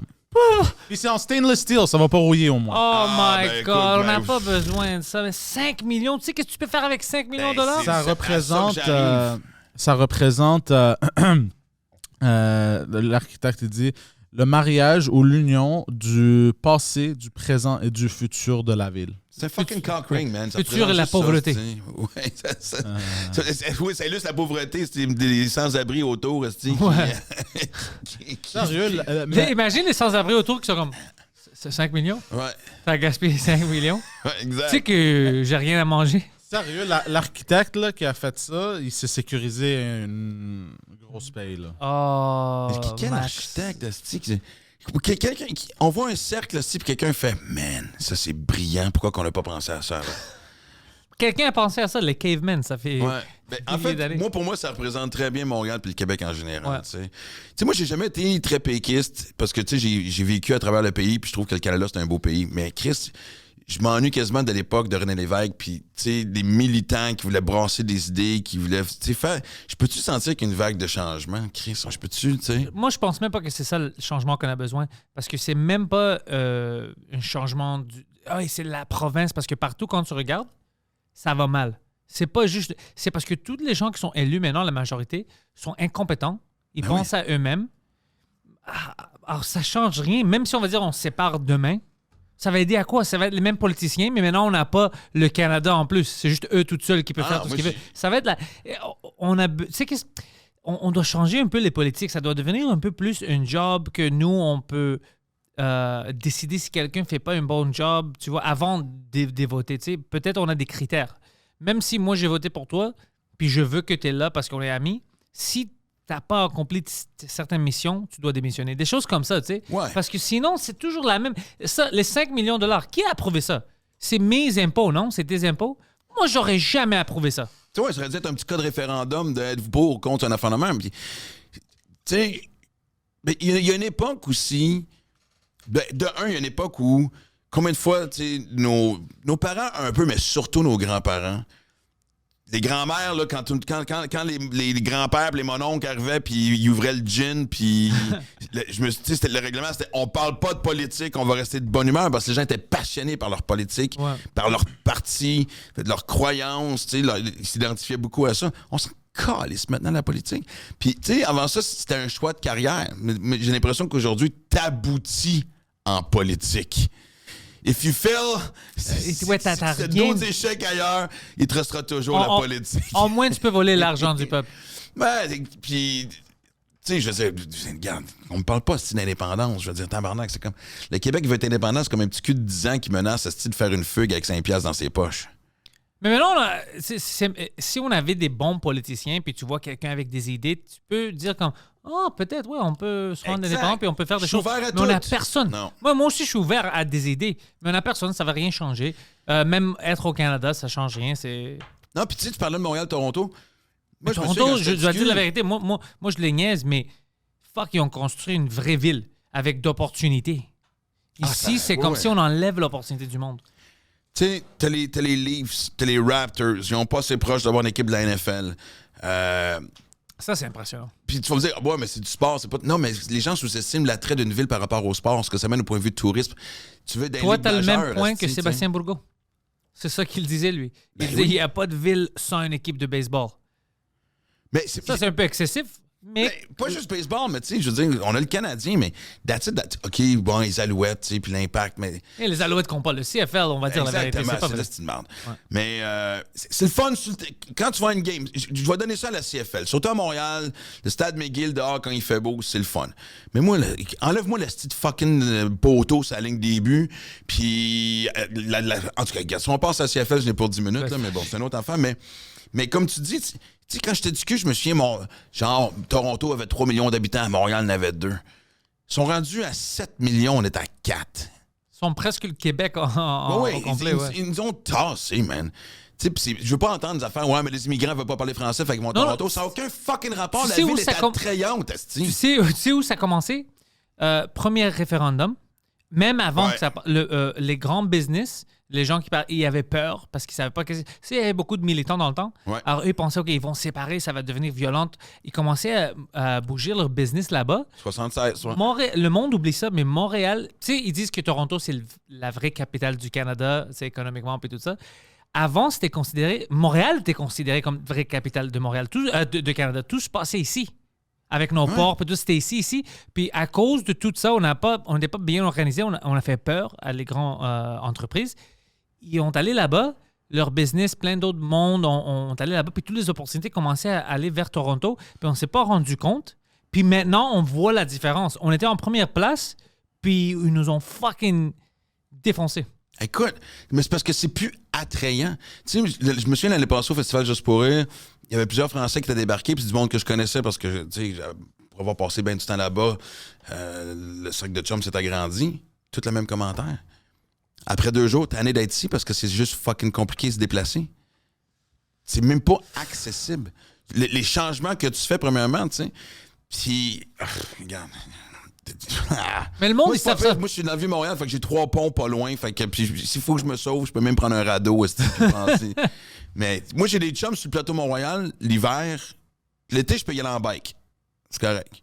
L'hiver, ils me disait, hey, on fait un brunch dimanche. Non, on va se voir au printemps. Parce que me stationner chez vous, fuck that, asti. Je vais pas marcher 28 blocs. Non, j'ai d'autres choses à faire, asti. C'est fou comment de rester de bonne humeur est un défi. C'est ça que je trouve triste. Moi, là, ce que je trouve, c'est l'indifférence pour l'humanité. Tu me fais pas croire, asti, qu'avec justement un tunnel bloqué pendant 10 ans, voyons, c'est une génération calisse. Tu sais, c'est quoi? Ils font ça de petit à petit, puis le monde, il grandit dans ça, alors ils trouvent ça normal. C'est comme l'eau chaude, tu sais, pour les... c'est quoi? C'est les lobsters ou les grenouilles, quand tu le bouilles un peu. C'est ça qu'ils font à nous. C'est parce que moi, j'avais pas rendu... Mais c'est ça, moi, je m'avais pas aperçu à quel niveau c'était atroce. Puis moi, je pensais que c'est pire à Toronto. Puis quand je suis allé regarder, j'étais comme, ah, fuck. Moi puis Mike, on se parlait, puis je dis, on doit avouer que c'est quand même Toronto, alors on va le niaiser. Mais. Niaiser sur quoi? Il y a de moins en moins de choses à niaiser les gens sur Toronto. C'est ça, on était dans les suburbs. Puis on avait Léo La Bonté avec nous. Puis Léo est jamais parti de Sherbrooke. Tu sais. Léo, pour lui, c'était tout nouveau. Il est allé à Moncton, puis il pensait que c'était New York. Alors, on était dans une suburb, puis il y avait des grands malls, des grands skyscrapers. Genre Mississauga, on en fait le même? Ou... Même pas. Puis il y avait des skyscrapers, OK? Alors Léo était comme, ouais, c'est beau le centre-ville. Puis Mike, il dit, c'est pas ça le centre-ville. Il dit, de quoi tu parles? Puis il pointe, il dit, ça, c'est le centre-ville de Toronto. Puis tu vois de loin, tu sais, le pont, puis tu vois Toronto, puis t'es comme, oh, tabarnak, c'est quoi ça? Ça, c'est juste une petite quartier. J'ai eu le même réflexe à un moment donné parce que il y a peut-être une couple d'années, juste un peu avant la pandémie, je m'en allais rejoindre des chums dans le coin de Windsor. Puis, fait que je traverse Toronto. Puis à un moment donné, je suis comme, Chris, il me semble que j'arrive donc bien dans le centre-ville de bonheur. Tu fais, OK, non. C'est la première partie du centre-ville. C'est le opening act du centre-ville de Toronto. C'était pas comme ça. Toronto était toujours, tu sais, il y avait des choses, mais c'était pas comme ça. Mais en vrai, puis j'ai vu, ça c'est une autre chose que je m'ai aperçu, il y avait plein de choses nouveaux en construction. Des nouveaux immeubles, des condos, de tout, comme ils se préparent pour que le monde ait quelques... Parce que, tu sais, le coût de vie est vraiment, vraiment élevé là-bas. Ben alors, eux, ils se préparent déjà. Tu sais, beaucoup de condos pour qu'on puisse baiser le prix, tu sais, puis tout ça. Baisser le prix. Ils ont essayé de faire ça, mais dans Griffintown, mais ça n'a pas marché. Puis en plus, ce que j'ai remarqué, on a vraiment l'air de chier sur le Québec, mais regarde. Non, ça n'a rien à faire. C'est même pas chier sur le Québec, c'est plus voir les différences. On doit prendre les choses qui sont bonnes ailleurs. Exact. On doit les prendre comme... Des fois, la bureaucratie, ça n'aide pas. Tu dois le ralentir un peu parce que même ici, le loyer, ça commence à être trop élevé pour le monde. Alors, on doit créer plus de maisons, de condos, tout ça, pour que le prix commence à baisser un peu. Parce que sinon, dans 5 ans, si on continue comme ça, on va pas avoir la place. Puis, toutes les places qui vont être libres vont coûter trop cher. On ne fait pas assez d'argent ici au Québec. Alors, c'est pas bon, ça. On doit faire quelque chose. Puis, quand je voyais qu'eux, ils se préparent déjà, plein de nouvelles constructions. J'étais comme, OK, eux, au moins, ils sont comme, on va pas avoir la moitié de la population devenir des sans-abri.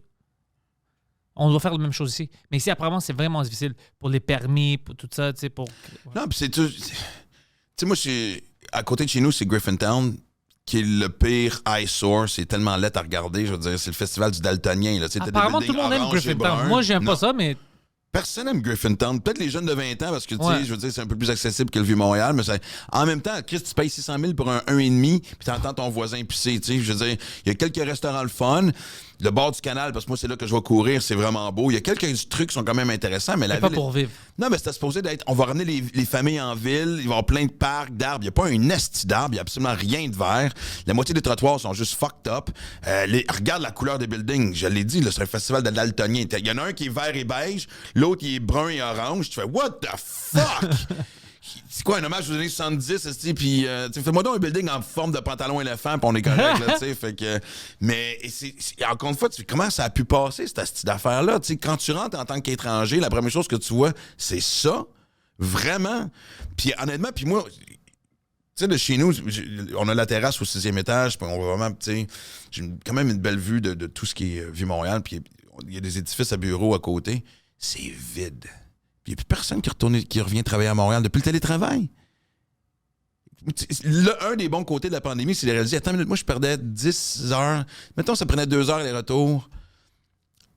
Je passais 20 heures de ma semaine dans le trafic. Pas rien. Être en tabarnak parce que le gars ou la fille est devant moi puis à côté ou avance pas.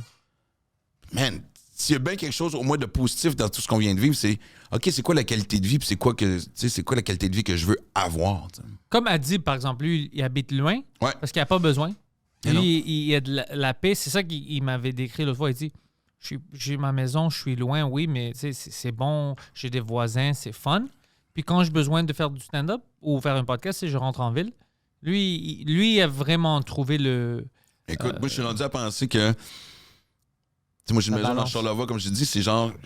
J'ai envie de louer mon condo dans le centre-ville, aller vivre en campagne, puis justement, tu sais, faire genre une semaine à Montréal pour faire les comedy clubs, les tournages de podcasts, les meetings. De toute façon, les meetings, tu sais, tu peux les faire partout. Ouais, moi, j'aime les meetings en personne. J'aime pas les meetings en Zoom. C'est sûr. Puis ça, s'il y a quelque chose qui s'est perdu, puis moi aussi, je promets... Quand le monde me... Je peux comprendre il y a 1 an puis 2 ans, mais quand le monde me dit on fait ça en présentiel, vraiment, on peut-tu... Dis-moi pas en présentiel. On peut-tu voir la face? On peut-tu faire ça en personne? Dis-moi pas fucking présentiel. Moi, je déteste cette expression. Moi, je dis face à face, en personne. Exact! Live! Mais oui, mais tout ça pour dire que, regarde, oui, la qualité de vie, man... Chris, même mon chien, je vois la différence entre quand t'es en ville et quand t'es en campagne. Ben, c'est normal, tu vas me dire, là, mais... Chien, ouais, mais même l'humain, je veux dire, la tranquillité, le silence, je veux dire... Fait que tout le monde est allé chercher cette balance-là l'équilibre. T'aimes pas ça, la criminalité? Sur une petite échelle. 2-3 jours par mois de criminalité, de Gotham City, comme tu dis. Ah, c'est Gotham Chris, City. j'avais pas vu de même, mais c'est vrai qu'on est rendu à Gotham City. Ah, là. c'est Gotham City en full. J'ai un humoriste de Georgia City, il vient d'Ottawa, il vient de déménager ici, puis il fait de l'humour en anglais. Ouais. Puis lui, il peut pas. Il dit à chaque jour, je pense que je suis dans GTA. Il dit, est-ce que vous voyez comment c'est ridicule votre ville? Puis il me donne plein d'exemples, puis je suis comme, tabarnak, il a raison, c'est Gotham City. Il est comme, qu'est-ce qui se passe avec votre... Tu sais, les danseuses sont bien respectées, mais les lois ne sont pas... tout est brisé. Tout le monde vole d'argent, puis vous êtes cool avec ça. Il y a des criminels, les criminels ont des pages Facebook. Il dit, c'est GTA. C'est pas une vraie ville. Ouais. Oh mon Dieu, c'est fucking triste. C'est drôle. On doit rire un peu. Ben, le monde mais est... en même temps, c'est ça le problème, c'est qu'on rit, puis Écoute, on est tellement habitué, c'est comme, à se force de se faire frapper sur la tête, on est étourdi, puis on sort pas du coma. Mais je vais te dire qu'est-ce que le monde va te dire. Qu'est-ce que je peux faire? On va dire, maintenant, le monde, ils sont au courant de ça. OK? On va dire Valérie Plante. OK? On veut la changer. Mais il n'y a pas vraiment quelqu'un qui sort maintenant avec une bonne plateforme, qui dit OK, je vais voter pour lui. La majorité des gens ne vont pas voter parce qu'on fuck ça. Ouais. On n'a pas... Surtout municipal. Parce qu'on peut pas, par exemple, moi, je veux changer des choses. Puis moi, je travaille très, très fort. Alors, si je travaillais dans ça, j'aurais mis toute ma vie pour la ville, puis j'aurais changé quelque chose. Mais j'ai pas le temps. Puis je veux pas rentrer dans les politiques. Alors, l'autre personne, peut-être il y a plein de gens qui sont vraiment... Ils peuvent vraiment changer quelque chose, mais ils ne veulent pas rentrer dans ça pour plein de raisons, comme moi. Tu vois? Alors, c'est pas quelque chose de charmant que tu veux faire. Tu regardes, puis c'est comme, c'est dégueulasse, le gouvernement. Je veux pas rentrer dans ça. On m'a approché quelques fois pour, dans le temps du Parti vert, les premières années du Parti vert, on voulait que je sois député même dans Outremont. Aux dernières campagnes municipales, il y a un gars que je connaissais qui travaillait anciennement pour Coder, qui a parti son propre parti, qui dit « J'aimerais ça que tu embarques avec moi. Je pense qu'on peut faire bouger les choses. » Et c'était tentant. Mais à chaque fois que je me fais toujours dire la même chose. C'est plus facile de faire avancer, bouger les choses en société en dehors de la politique qu'à l'interne. Tu vois? Parce que j'imagine que oui, on n'aurait pas dit que c'est des incompétences. Il y a beaucoup d'incompétences, mais je pense que même, tristement, c'est quand il y a des bonnes volontés. Tu te butes à tellement de, comme tu dis, de bureaucratie, justement, d'incompétences autour de toi que tu deviens, finalement, je suis sûr que quelqu'un rentre là, puis en fait, quelqu'un m'avait raconté une anecdote. On parlait du Parti québécois là, tantôt. Quelqu'un m'avait raconté qu'un souper, toute la gang était là. Lévesque, Parizeau, Landry, Claude Char. C'était la fin de leur premier mandat. On a fait le même. Puis il était un souper entre deux autres. Puis quelqu'un avait dit « Câlisse, qu'est-ce qui s'est passé? On est rentré ici avec tellement de bonnes intentions. Comment ça fait qu'on n'a pas réussi à faire ça? » C'est une vieille machine mal huilée qui rouille. Fait que t'as beau mettre l'épaule à la roue, ça avance lentement. Je pense que c'est ça qui est décourageant, puis ça va pas de mieux en mieux, parce que justement, moi j'en connais. Le dernier, Pascal Bérubé du Parti québécois est un chum. Puis c'était un chum avant de devenir député. D'ailleurs, l'année qu'on s'est rencontrés, c'était dans son patelin à Matane après un show.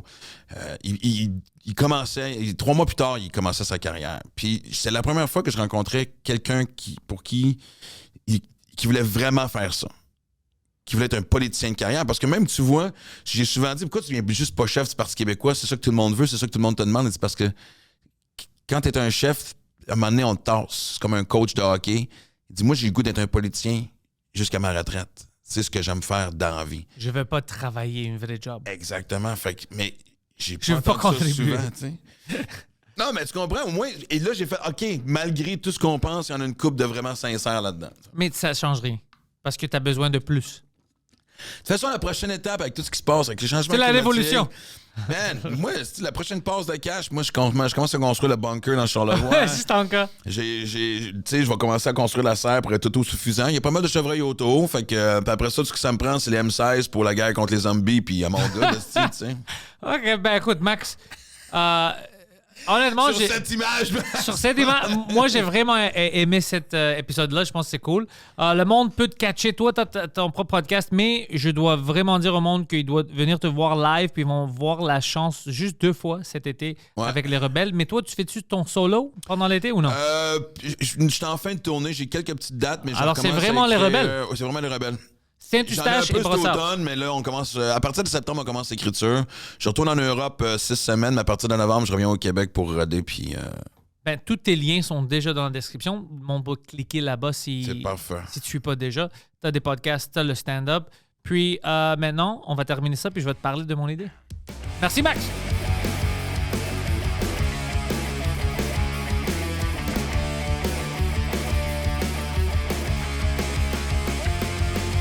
Welcome everybody to the thoughts in my head. All my confessions are the latest trend. I'll post them on my feed for you all to read.